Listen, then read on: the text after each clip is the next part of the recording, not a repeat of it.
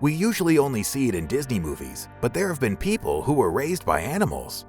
Number 1. Andrei Tolstik. When Andrei Tolstik's mom left the family home in remote Siberia, she entrusted him into the care of his invalid father, who was an alcoholic.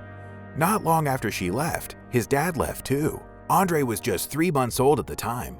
You'd think he would have no chance of survival, but he did survive despite being a defenseless baby when he was left alone. He was found in 2004 when he was 7 years old. The social workers who discovered the boy reported that he displayed a number of canine traits, and that, because he had not had contact with human beings for such a long time, he could not speak. Instead, he walked on his hands and feet, bit people, and sniffed at food prior to eating it. He was taken to a shelter where it was reported that he showed a fear of people, and his behavior was extremely aggressive. They did manage to use hand gestures to communicate with him though. It was just 2 weeks after being taken into human company that Andrei learned to walk upright, use a spoon, make his bed, and play. Number 2. The Nigerian Chimp Boy.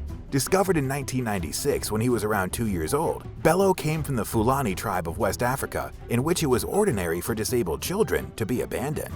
Bello had mental and physical disorders, and although he was left to fend for himself from around 6 months of age, he survived.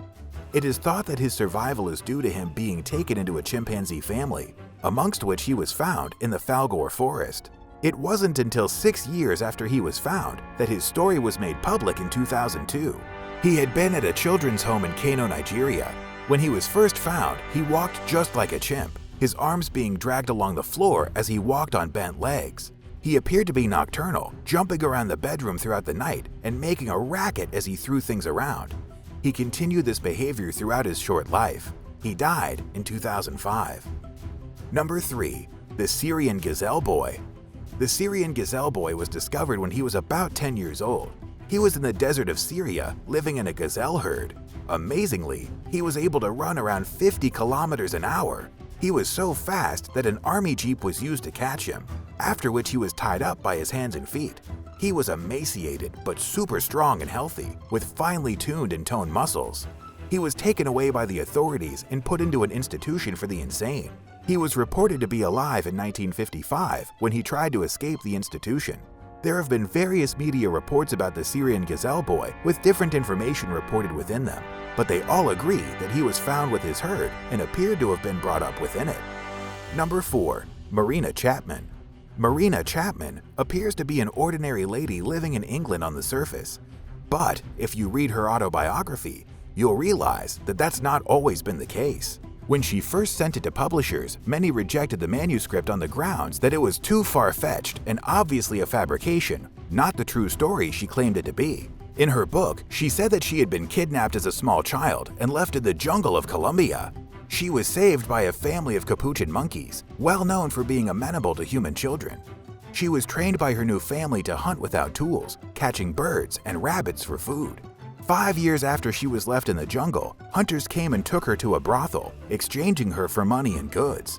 When she arrived at the brothel, she could not speak. She ended up escaping from the brothel and living on the street before being taken by a mafia family and used as a slave. She then says that she met people who helped her escape to England, where she worked as a nanny before meeting her husband and settling down to start a family with him. It all really does sound far-fetched, and scientists disputed her tale. A Colombian professor claims to have evidence, however. He tested Marina with photographs, measuring her reaction to images of capuchin monkeys and her adopted family. He says that the way she reacted proves her story. Using X-ray imaging, another scientist looked at the bones in Marina's legs, concluding that they showed signs conducive of lack of nutrients in her diet when she was a small child. Perhaps she was brought up by monkeys, after all. Number 5. The Wild Cat Child. In 2008, a 12-month-old boy was found by the police in Argentina, apparently living with wild cats. When they tried to get near the little boy, the cats protected him and behaved aggressively towards his rescuers. It was discovered that the wild cats had prevented him from freezing to death through the winter by laying on top of him and licking him. They had also hunted for him, giving him food rather than consuming it themselves. Although the child had only been cohabitating with the felines for about a week, he would have certainly died had they not taken care of him. It turned out that he was living with his father on the streets when he got lost. His dad had been out looking for the cardboard he sold to eke out a subsistence.